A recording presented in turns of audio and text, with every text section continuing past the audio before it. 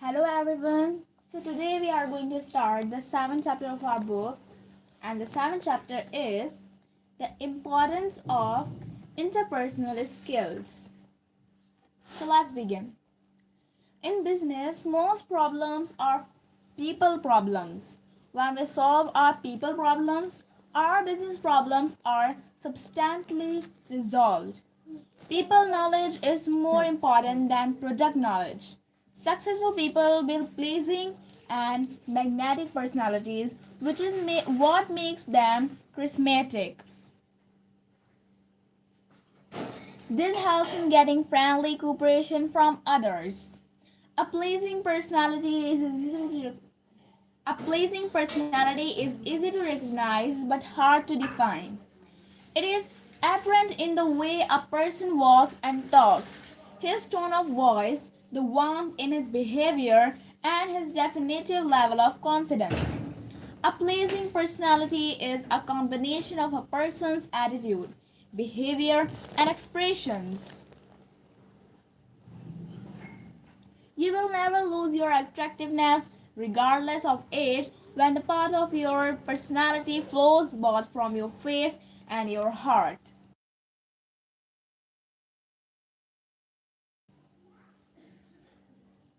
Wearing a pleasant expression is more important than anything else you wear. It takes a lot more than a shoe shine and a manicure to give a person polish. Charming manners that disguise a poor character may work in the short run, but character reveals itself rather quickly. Relationships based on talent and personality alone, without character, make life miserable. Charisma without character is like good looks without goodness. The bottom line is that a lasting winning combination requires both character and charisma.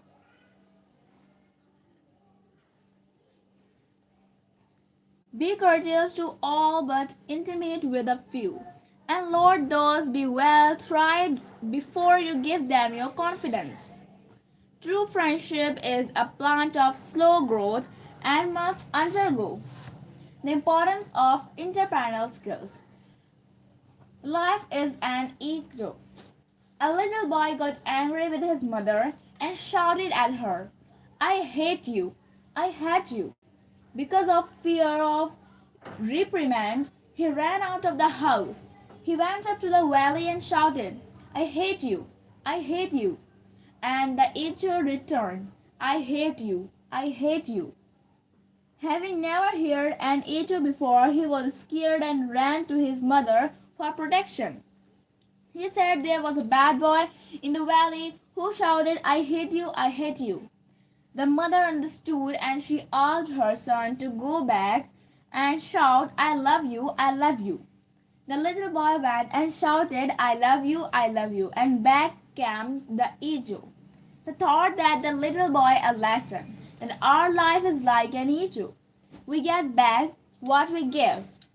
Life is a boomerang. Benjamin Franklin said, when you are good to others, you are best to yourself. Whether it is your thoughts, action, or behavior, sooner or later they return, and with great accuracy. Treat people with respect on your way up because you will be meeting them on your way down. The following story is taken from the best of bits and pieces.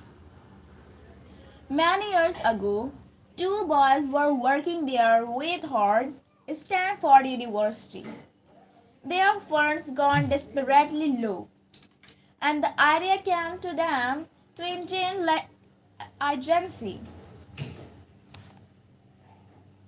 They would use the funds to help pay their board and tuition.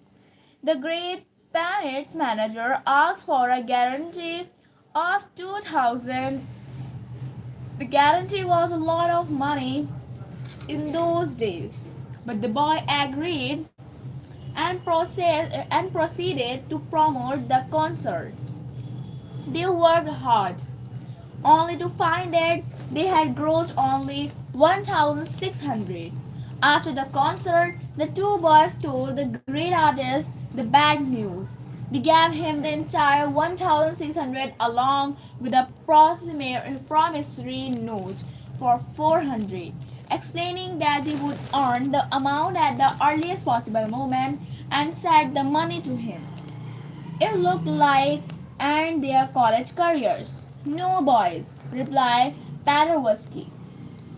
That won't do. Then tearing the note in, into he returned the money to them as well. Now he told them, take out of this 1,600 all of your expenses and keep for each of you 10% of the balance for your work. Let me have the rest. The years rolled by. World War. I came and went. Paderewski, and now Premier of Poland, was striving to feed thousands of starving people in his native land. The only person in the world who could help him was Herbert Hoover, who was in charge of the U.S. Food and Relief Bureau. Hoover responded, and soon thousands of tons of food were sent to Poland. After the starving people were fed, Paderewski journeyed to Paris to thank Hoover for the relief sent to him. That's all right, Mr. Paderewski, was Hoover's reply. Besides, you don't remember it, but you helped me once when I was a student at college and I was in trouble. It is one of the most beautiful compensation of life that no man can sincerely try to help another without helping himself. Goodness has a way of coming back. That is nature of the best. One doesn't have to do good with a desire to get back. It just happens automatically. What are some factors that prevent building and maintaining positive relationships? Most of them are self explanatory or elaborated on later in this chapter. Selfishness, lack of courtesy, inconsiderate behavior, not meeting commitments, rude behavior, lack of integrity and honesty, self-centeredness. A person all wrapped up in himself makes a pretty small package. Arrogance, conceit. John Brecht, my son, got his intelligence from me. His wife replied, I'm sure he does, because I have still got mine. Negative attitude, closed mind, lack of listening, suspicious nature, lack of respect for values, lack of discipline, lack of compassion, crudely a sign of weakness, impatience, anger, manipulative behavior, excessive behavior, touchy nature, inconsistency, unwillingness to accept the truth, past bad experiences, an uncaring attitude. Greed is like sea water. The more you drink, the thirstier you get. This probably is not an all inclusive list. Most of us may have some of the characteristics mentioned above. Some may have more of one than the other. The objective is to evaluate and adjust course in those areas. The difference between ego and pride. The biggest hurdle in building a positive relationship is ego. Ego is self intoxicating. Ego is an unhealthy pride that results in arrogance. Healthy pride is a feeling of pleasure of accomplishment with humility. Ego gives a swollen head while pride gives a swollen heart. A big head gives a big headache, whereas a big heart gives humility.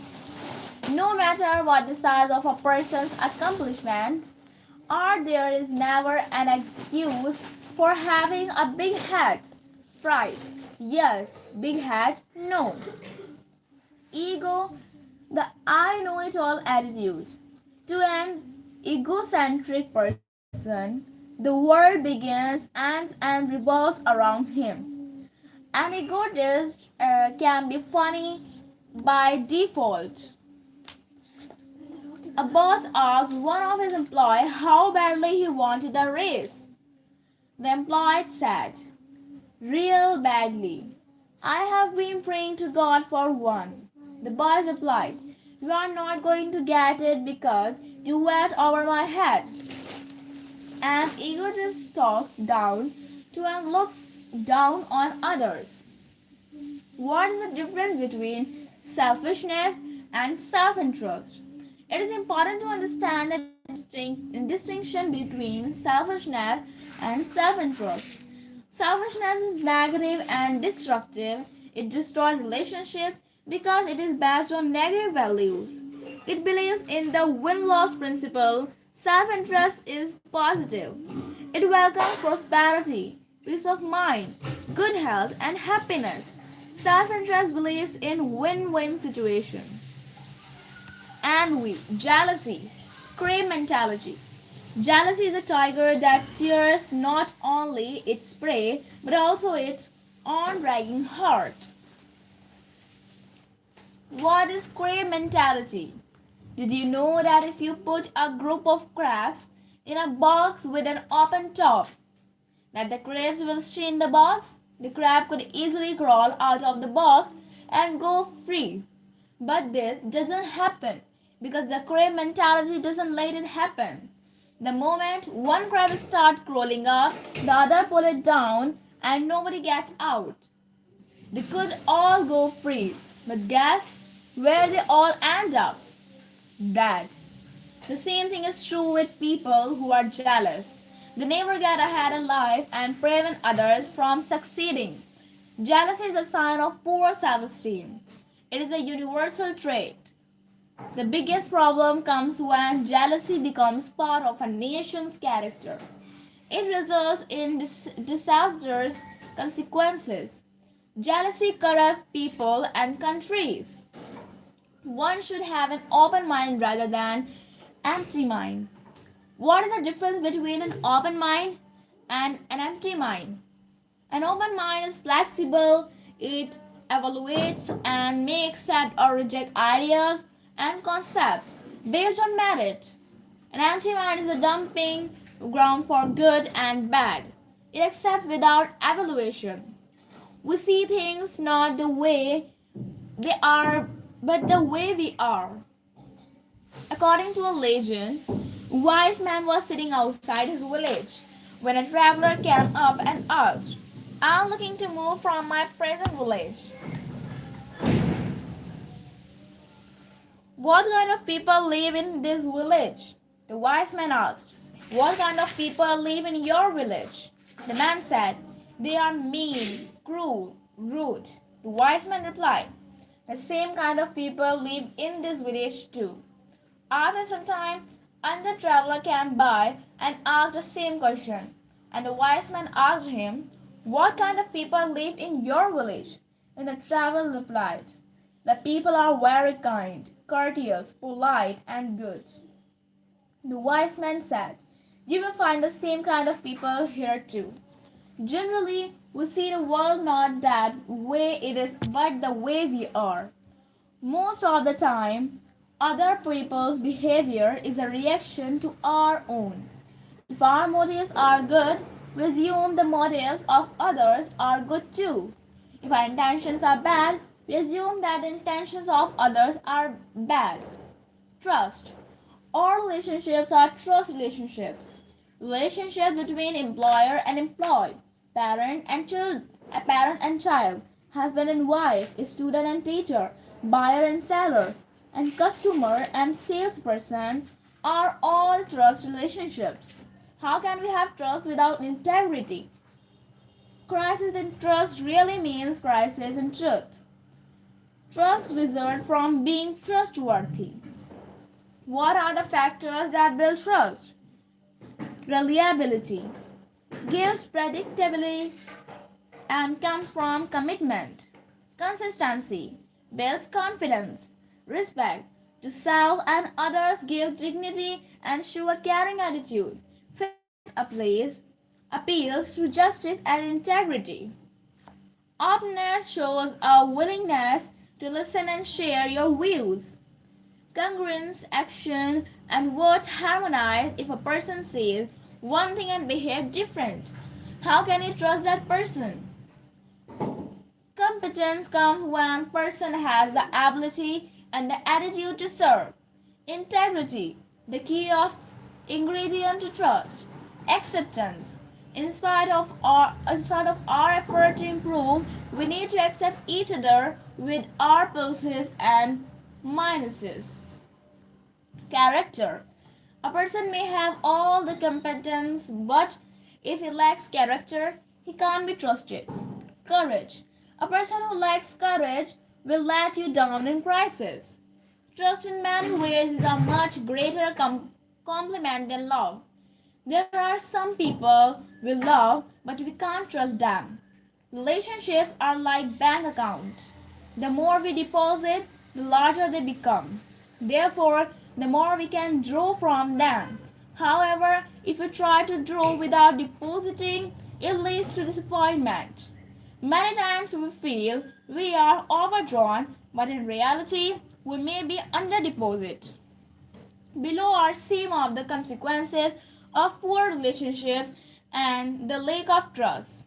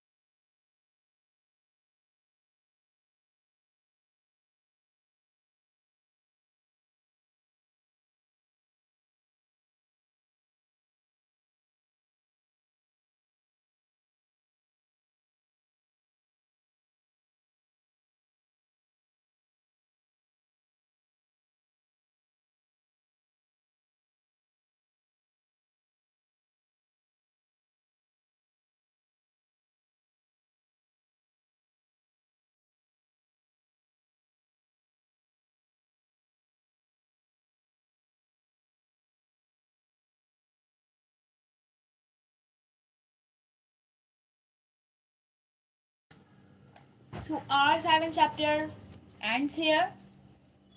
Now we are going to start the eighth chapter, and our eighth chapter is 25 steps to building a positive personality. He who would learn to fly one day must first learn to stand and walk and run. Step 1. Accept responsibility. Responsibility is gravitate to the person who can shoulder them.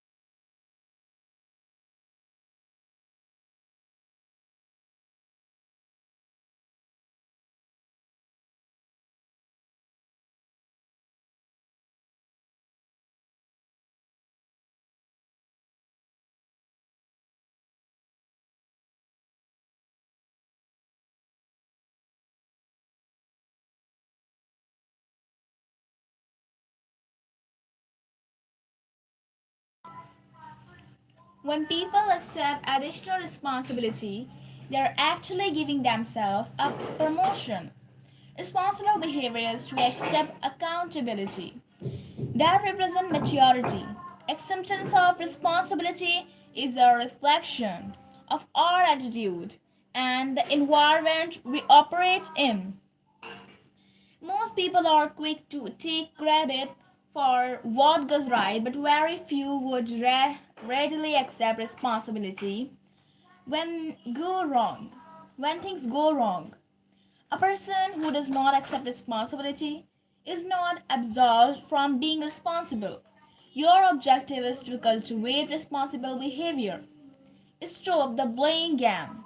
Avoid phrases such as everyone else do it or no one does it or it is all your fault. People who don't accept responsibility shift the blame to their parents, teachers, and genies. Good, fat luck are the stars. Responsible behavior should be included, inculcated right from childhood. It cannot be taught without a certain degree of obedience. Johnny said, Mama, Jimmy broke the window. Mama asked, how did he do it? Johnny replied, I threw it a stone at him and he ducked. People who use their privileges without accepting responsibility usually end up losing their privileges. Responsibility involves thoughtful action.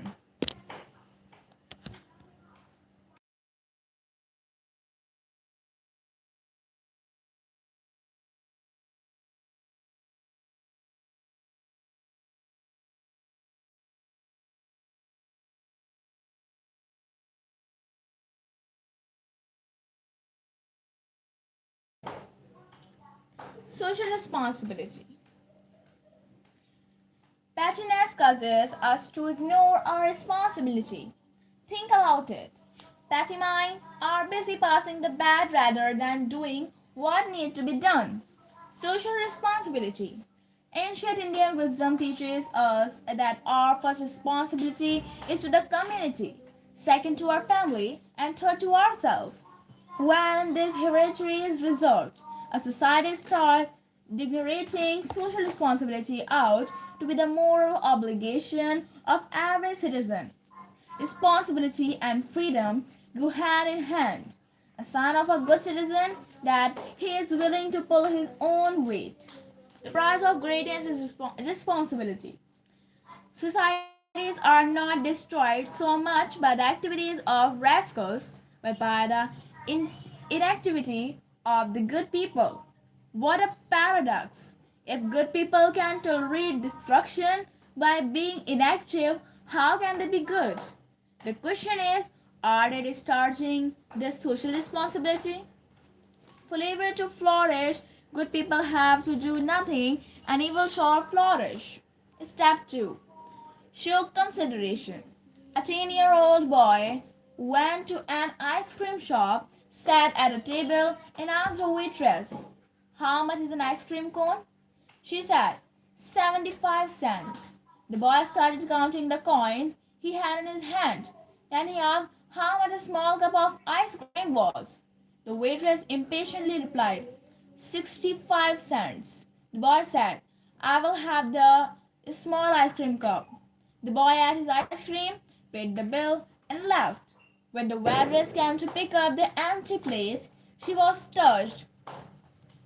Underneath were 10 1-cent coins left as the tip. The young boy has consideration for the waitress before he ordered his ice cream. He showed sensitivity and caring. He thought of others before himself. If we all thought like a little boy, we would have a great place to live.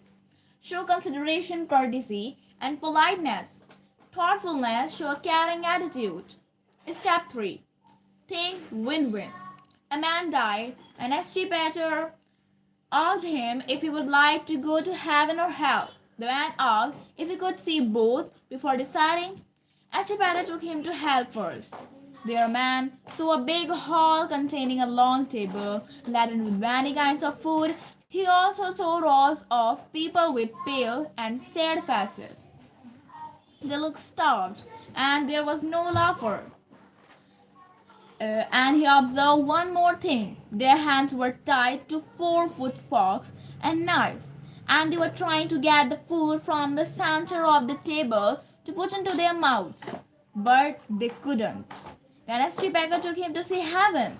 There he saw a big hall with a long table, with lots of food.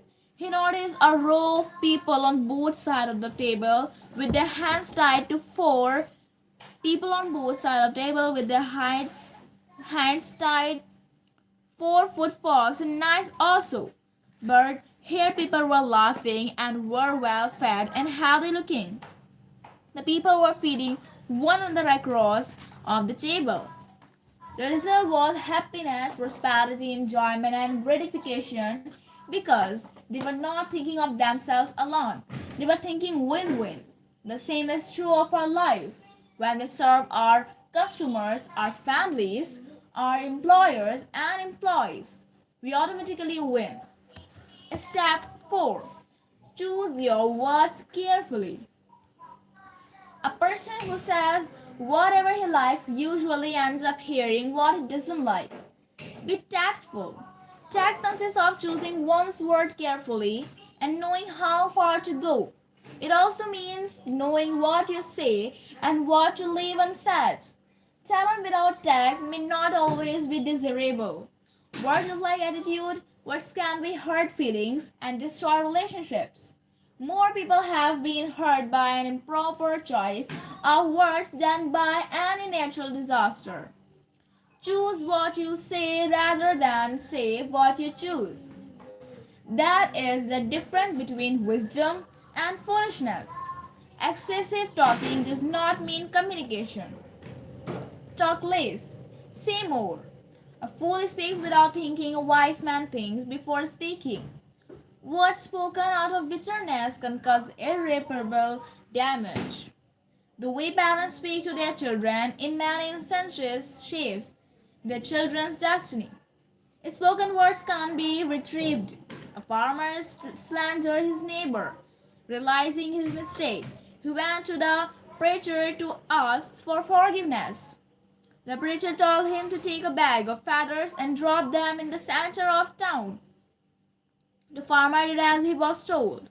Then the preacher asked him to go and collect that feather and put them back in the bag. The but farmer tried but couldn't as the feathers had all blown away.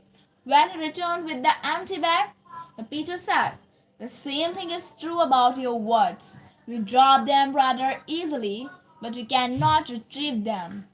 You need to be very careful in choosing your words. Step 5. Don't criticize and complain. When I talk of criticism, I refer to negative criticism. Criticism. When a person is criticized, he becomes defensive. A critic is often like a backseat driver who drives the driver mad. Does that mean we should never criticize? Nor can we give positive criticism? Positive criticism. How do you offer constructive criticism? Criticize with a spirit of helpfulness rather than as put down. Offer solution in your criticism. Criticize the behavior, not the person. Because when we criticize the person, we hurt their self-esteem. The right to criticize comes with the desire to help. As long as act of criticizing does not give pleasure to the giver, it is okay. When giving criticism becomes a pleasure, it is time to stop. Some suggestions for giving criticism that motivates others. Be a coach. Criticize with a helpful attitude. A coach criticizes to help improve performance of the athlete. Understanding and person will act a motivator. Attitude should be corrective rather than punitive. Be specific rather than saying things like you always or you never. When criticism occurs, restness. Get your fact right. Don't jump to conclusion. We all have the right to our opinions, but we don't have the right to incorrect facts. Don't rush to criticize. Maintain your cool but be firm. Criticize to persuade, not intimidate. Don't be sarcastic as it builds restness. If criticism is given appropriately, it will reduce the need for preparation. Criticize in private, not in public. Why? Because it maintains goodwill, whereas public criticism can be humiliating. Give the other person an opportunity to explain his side. Show them how they would benefit from correcting their mistakes. Point out the loss from not correcting it, rather than telling us for suggestions for improvement. Question the action, not the intent. If intent is in question, then it is better to terminate the relationship. Criticize the performance, not the performer. Don't express personal restlessness. Keep criticism in perspective. Don't overdo it. Criticism is like giving medication. The medication should be the right mixture with a perfection dosage. Too much will have adverse effect and too little will be ineffective. Give in a positive way in the right dosage. It can work wonders. When someone realizes and admit his mistake and apologizes, let him save face. Close on and close on a positive note with appreciation. Receiving criticism. There will be times when you will criticize, sometimes justly and sometimes unjustly. The greatest people in the world have been criticized. Justified criticism can be very helpful and should be taken positively as feedback. Unjustified criticism is really a compliment in disguise. It is the average person who hates winner. When people are not successful and have nothing else to talk about, they make you the target. The only way you will never be criticized as if you do nothing, say nothing, or have nothing. You will end up being a big nothing. Unjust criticism comes from two sources. Ignorance. When criticism is given out of ignorance, it can easily be eliminated or corrected by building awareness of the facts. Jealousy. When criticism springs from jealousy, take it as a compliment in disguise. You are being unjustly criticized because the other person wants to be where you are. The tree that bears the most fruits also gets the most stones. There is another breed of people who are willing to help others until the others are able to help themselves. But as soon as they are able to help themselves, This group of people make life as miserable and as uncomfortable as possible. This is part of life, and if we have to succeed, we have to do it in spite of them. This kind of behavior is the result of jealousy. In An inability to accept constructive criticism is a sign of poor self esteem. Suggestions for accepting criticism: take it in the right spirit, deal with it graciously rather than grudgingly, evaluate it with an open mind. If it makes sense, accept it, learn from it, and implement it. Don't be defensive. Accept constructive criticism immediately and emphatically. Why? Because it disarms the other person. If we don't, it will irritate him even more in future. He will not give constructive criticism. If he uses this as a tactic, it will only work once. But if we are sincere, it will work more time after time. Thank the person who gives constructive criticism because he means well and has helped you. A person with high self esteem accepts positive criticism and becomes better, not bitter. The problem with most people is they would rather be ruined by false praise than culprit by constructive criticism. Complaints. Some people are chronic complainers. If it is hot, it is too hot. If it is cold, it is too cold. Every day is a bad day. They complain even if everything goes right. Why complain? Because 50% of the people don't care if you have got a problem, and other 50% are happy that you have got a problem. What is the point of complaining?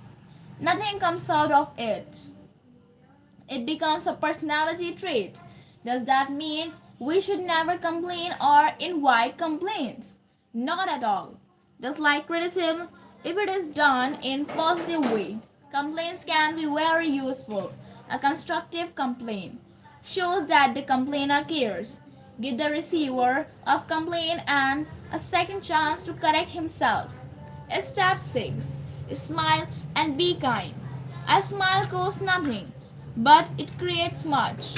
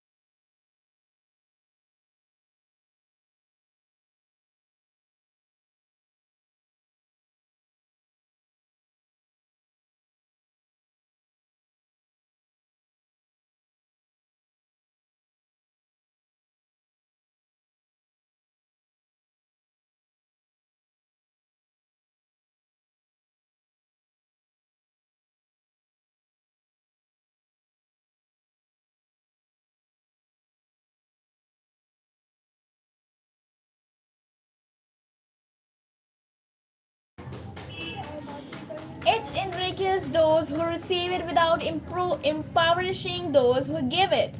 It happens in flash, and the memory of it may last forever. None are so rich that they can get along without it.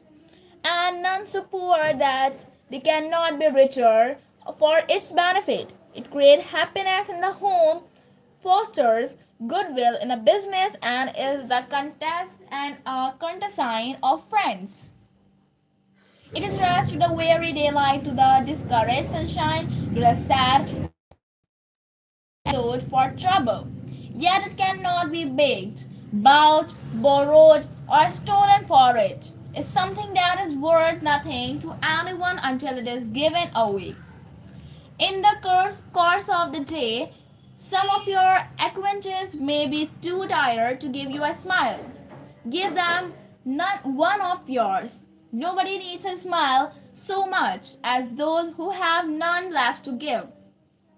Cheerfulness flows from goodness. A smile can be fake or genuine. The key is to have a genuine one. It takes more muscles to frown than to smile. It is easier to smile than frown. It improves face value. Who likes to be around a grouch? No one except maybe a bigger grouch. A smile is contagious and is an inexpensive way to improve looks. A smiling face is always welcome. Step 7. Put positive interpretation on other people's behavior. In the absence of sufficient facts, people instinctively put a negative interpretation on others' actions or inactions. Some people suffer from paranoia. They think the world is out of to get them. That is not true. By starting with positive assumptions, we have a better chance of building a pleasing personality resulting in good relationships. For example, how often have we put through a call and not gotten a reply from the other party for 2 days? And the first thought that comes to our mind is they never cared to return my calls or they ignored me. That is negative. Maybe they tried but couldn't get through. They left a message we didn't get. They had an emergency. They never got the message. There could be many reasons. It is worth giving the benefit of doubt to the other person and starting on a positive note. Step 8. Be a good listener. One often reads that the art of conversation is dying, but wouldn't you agree that infinitely more valuable and rare is a good listener? Ask yourself these questions. How does it make you feel when you wanted somebody to listen to you and they did more talking than listening? They disagreed with the first thing you said. They interrupted you at every step. They were impatient and completed every sentence you started. They were physically present but mentally absent. They heard, but didn't listen. You had to repeat the same thing 3 times because the other person wasn't listening. They came to conclusions unrelated to facts. They asked questions on unrelated topics. They were fidgety and distracted. They were obviously not listening or paying attention. All these things show disinterest in the person or the topic and a total lack of courtesy. Do the following word describe the feeling of not being listened to? Neglected, rejected, dejected, let down, unimportant, small, ignored, battlefield, annoyed, stupid, worthless, embarrassed, demotivated, disheartened. Let's revert the scenario. How does it make you feel when you want someone to listen to you and make you comfortable? Give you their undivided attention. Ask appropriate and relevant questions. Show interest in your subject. The following word describe the feeling of being listened to: important, pleased, satisfied, worthwhile, cared for, good, happy, appreciated, encouraged, inspired. What are some of the barriers to effective listening? They could be intellectual barriers, such as languages, comprehension, etc. In order to inspire others to speak, be a good listener. Listening shows caring. When you show a caring attitude toward another person, the person feels important. When he feels important, what happens?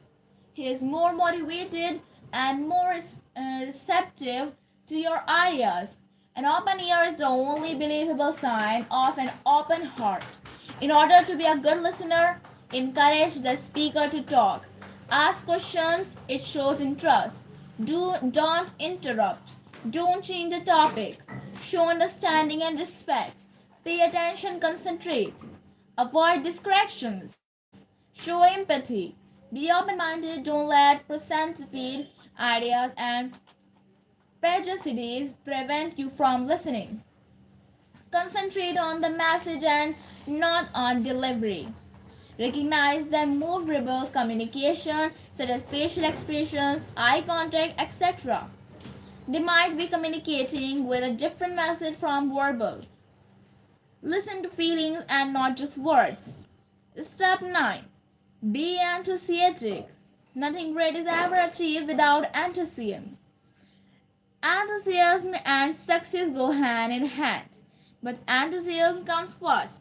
Enthusiasm conspires confidence, raises moral, builds loyalty, and it's priceless.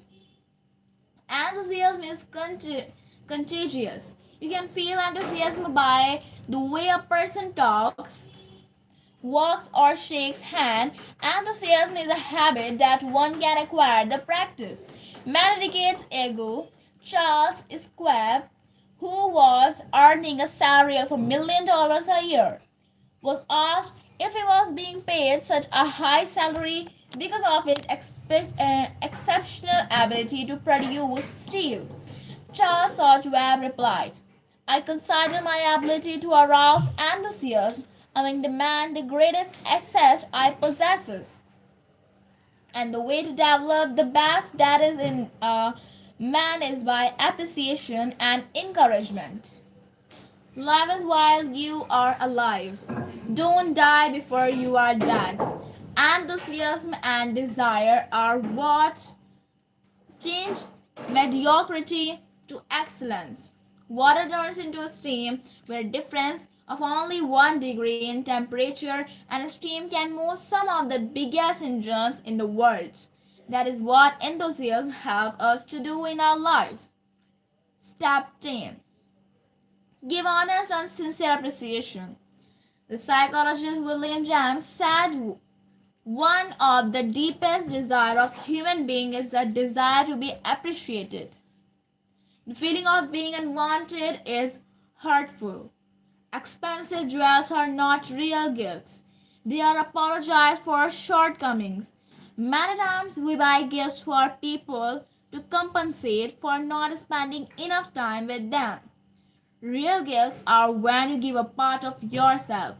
Sincere appreciation is one of the greatest gifts one can give to another person. It makes a person feel important.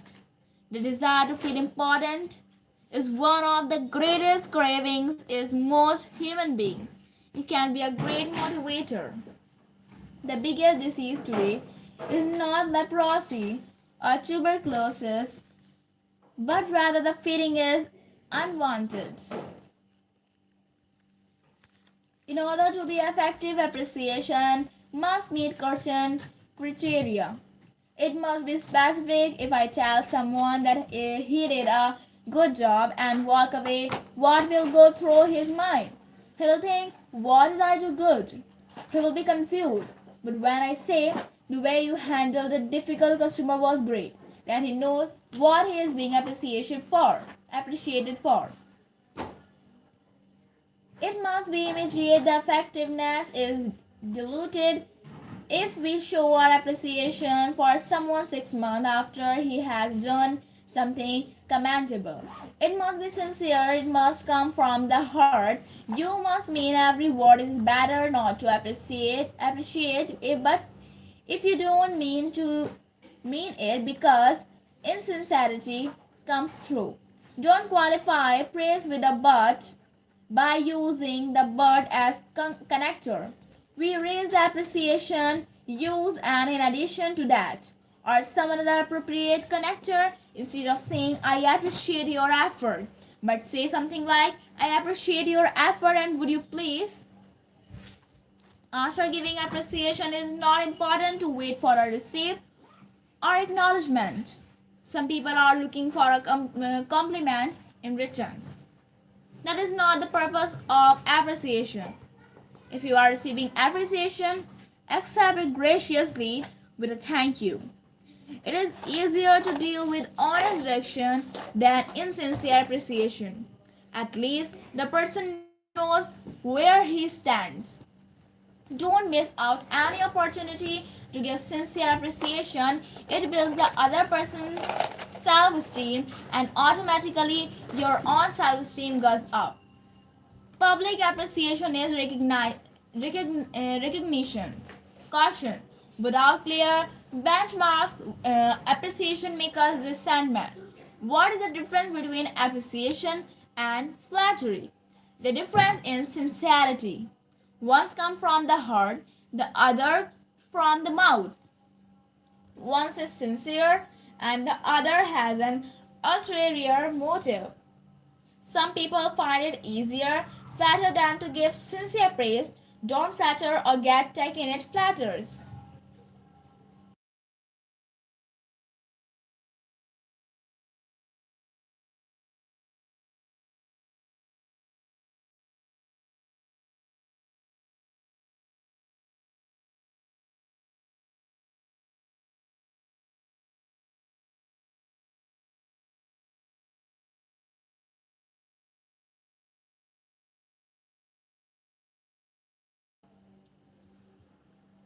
Step 11. When you make a mistake, accept it and move on. When I'm wrong, make me easy to change, and when I'm right, make me easy to live with. This is a good philosophy to live by. Some people live in learn while others live in never learn. Mistakes are to be learned from. The greatest mistake a person can make is to repeat it. Don't assign to blame and make excuses. Don't dwell on it. When you realize your mistake, it is a good idea to accept responsibility for it and apologize. Don't defend it. Why? Acceptance disarms and the other person. Step 12. Discuss but don't argue. Arguments can be avoided and a lot of hurt edge prevented by being little careful. The best way to win an argument is to avoid it. An argument is one thing you will never win. If you win, you lose.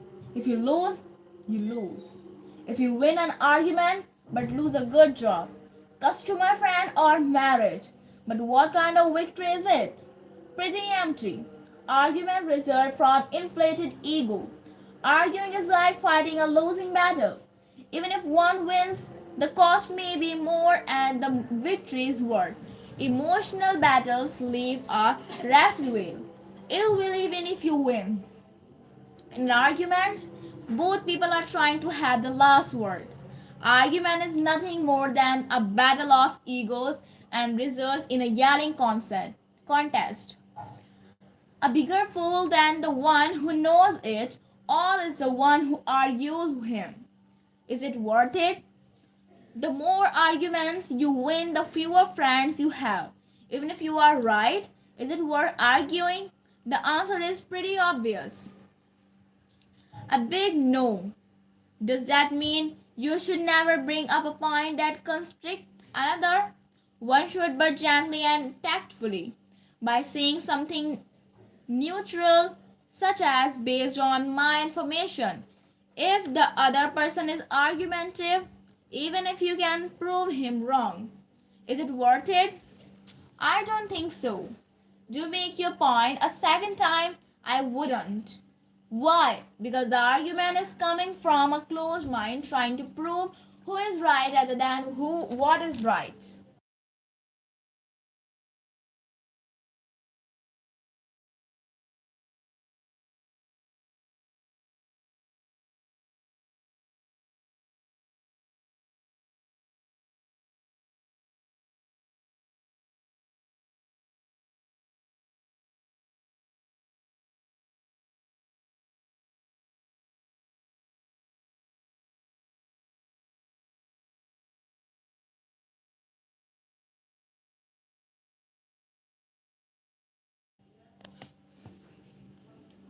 example, at a social get together, especially after a few drinks, someone may say authoritatively, the current year's expert figures are 50 billion. You happen to know that his information is incorrect and the right figure is 45 billion. You read it in the paper that morning, or you heard it on the radio on the way to get together, and you have a bulletin in your car to substantiate.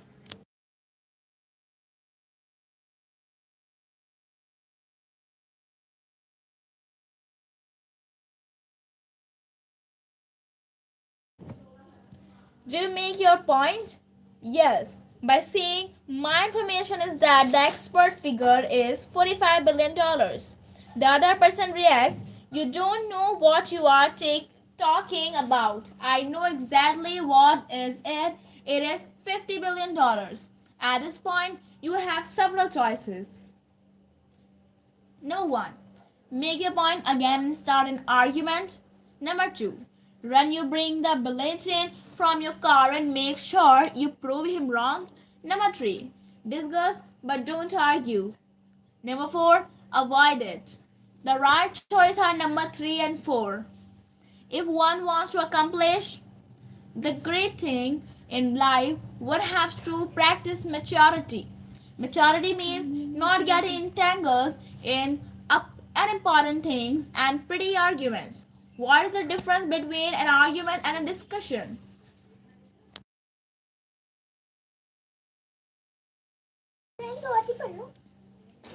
An argument throws heat, a discussion throws light. One stems from ego and a closed mind, whereas the other comes from an open mind.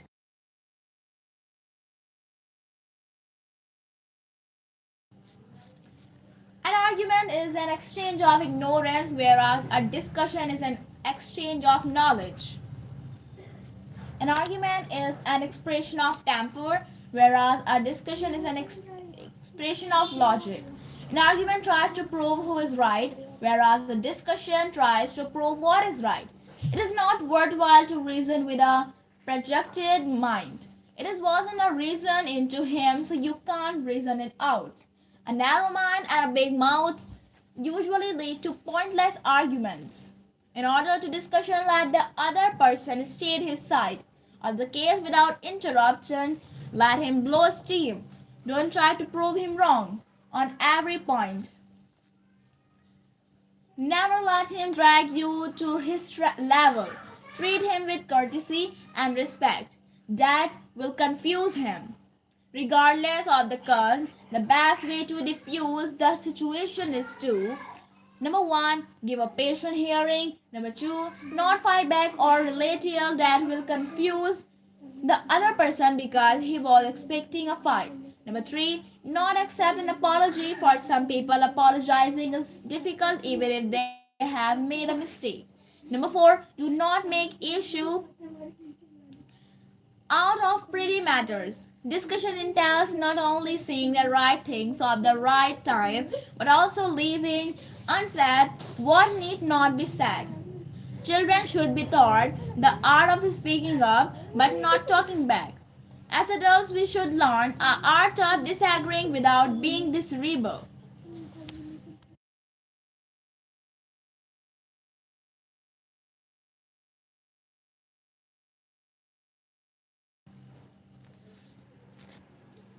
The way a person handles an argument reflects their upbringing. I learned a long time ago never to wrestle with a pig. You get dirty, and beside, the pigs like it. Steps to opening a discussion. Number 1, be open minded. Number 2, don't be dragged into an argument. Number 3, don't interrupt. Number 4, listen to the other person's point of view before giving your own. Number 5, ask questions to clarify. That will also set the other person thinking. Number 6, don't exaggerate. Number 7, be enthusiastic in convincing, not forceful. Number 8, be willing to yield. Number 9, be flexible on petty things but not on principles. Number 10. Don't make it a prestige issue. Number 11. Give your opponent a graceful way to withdraw without hurting his pride. Rejection can be hurtful. Number 12. Use a word Use soft words but hard arguments rather than hard words and soft arguments. It is impossible to defeat an ignorant man in an argument. His strong and better words only indicate a weak cause. During a discussion, it may be a good idea to use phrases such as, it appears to me, it may be wrong, I may be wrong. Another way to diffuse arguments by showing ignorance and ask questions such as, why do you feel that way? Can you explain a little? Can you be more specific? If nothing works, it may be worthwhile to politely, gently, and with courtesy agree to disagree. Step 13. Don't gossip. Don't gossip. Remember, people who gossip with you will also gossip about you in your absence. Gossiping and lying are closely related. A gossip listens in haste of repeats at leisure. A gossip never minds his own business because he has neither a mind nor a business. A gossip is more concerned about what he overhears than what he hears. Gossip is the art of saying nothing in a way that leaves nothing unsaid. Someone said it well. Small people talk about other people, mediocre people talk about things, great people talk about ideas. Gossip can lead to slander and defamation of character. People who listen to gossip are as guilty as those who do the gossiping. A gossip usually gets caught in his own mouth trap. Gossip has no respect for justice. It breaks hearts, it ruins lives, it is cunning and malicious, it victimizes the helpless. Gossip is hard to track down because it has no face or name. It tarnishes reputations, topples governments, breaks marriages, ruins careers, make the innocent cry, cause heartaches, and sleepless nights. The next time you enter in gossip, ask yourself: is it the truth? Is it kind and gentle? Is it necessary? Am I spreading rumors? Do I say positive things about others? Do I encourage others to spread rumors? Does my conversation begin with don't tell anyone? Can I mean confidently? Refrain from indulging in gossip. Remember small talks out of big mouths. Step 14. Turn your promises into commitments. What is the difference between a promise and a commitment? A promise is a statement of intent. A commitment is a promise that is going to be kept no matter what. In the no matter what, I exclude illegal and immoral things. Commitment comes out of character and leads to conviction. Can you imagine what kind of a world it will be if people didn't keep their commitments?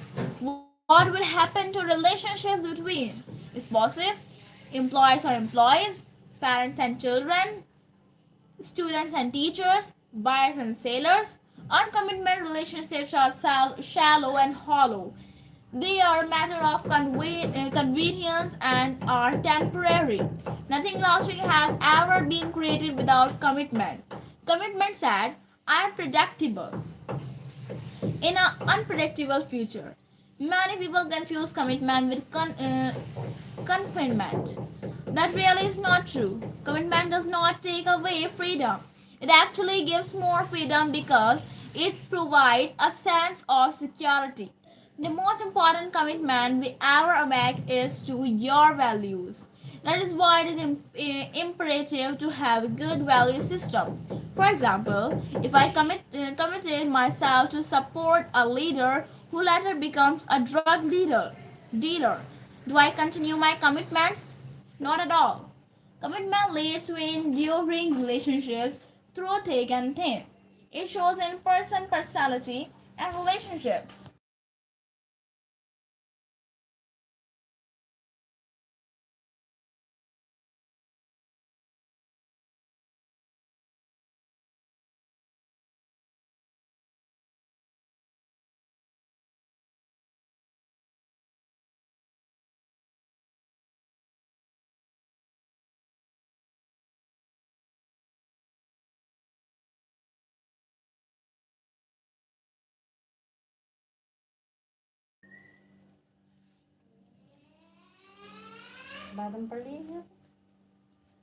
So these are step only 40. We continue 25 step in next live session. Thanks for joining.